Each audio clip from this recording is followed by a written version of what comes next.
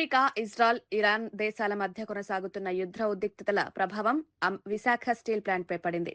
ప్లాంట్కు అవసరమైన liquid petroleum gas సరఫరా నిలిచిపోవడంతో ఆందోళన వ్యక్తమవుతోంది. ఈ విషయంపై జె. అయోధ్యారాం స్పందిస్తూ ప్రస్తుతం ప్లాంట్ వద్ద కేవలం 120 టన్నుల గ్యాస్ నిల్వ మాత్రమే ఉందన్నారు. రోజుకు సుమారు 12 టన్నుల గ్యాస్ వినియోగం జరుగుతుందని తెలిపారు. ఇప్పటికే 300 టన్నుల ఎల్పీజీ కోసం ముందుగానే నగదు చెల్లించినప్పటికీ సరఫరా జరగడం లేదని ఆవేదన వ్యక్తం చేశారు. ముడి సరుకు ఉన్నప్పటికీ గ్యాస్ అందకపోతే ఉత్పత్తి పూర్తిగా నిలిచిపోయే ప్రమాదం ఉందన్నారు. దీనివల్ల కోట్లాది రూపాయల విలువైన నష్టం జరుగుతుందని హెచ్చరించారు.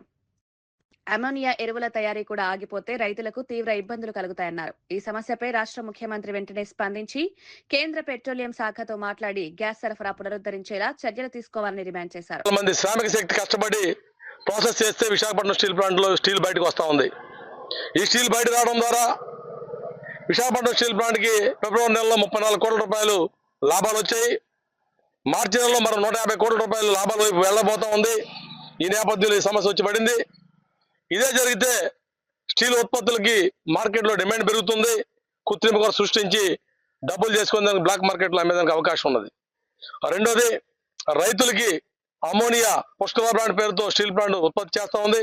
అది కూడా ఆటంకం ఏర్పడతా ఉంది.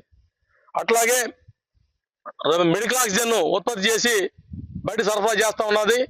అది కూడా ఆగిపోయే ప్రమాదం ఉన్నది. అలాగే బెంజాలు, నాఫ్తలిన్ అనేక బై ప్రొడక్ట్స్ కి కొరత ఏర్పడతా ఉంది. కాబట్టి రాష్ట్ర ముఖ్యమంత్రి వర్యులు చంద్రబాబు నాయుడు గారు కలగ చేసుకుని కేంద్ర పెట్రోలియం శాఖ మంత్రి మీద ఒత్తిడి తీసుకొచ్చి విశాఖపట్నం స్టీల్ ప్లాంట్ కి ఆ రోజుకి 12 టన్నులు సరిపడా ఎల్పీజీని అవకాశం ఇవ్వాలని చెప్పేసి సిఐటిగా డిమాండ్ చేస్తా ఉన్నాం.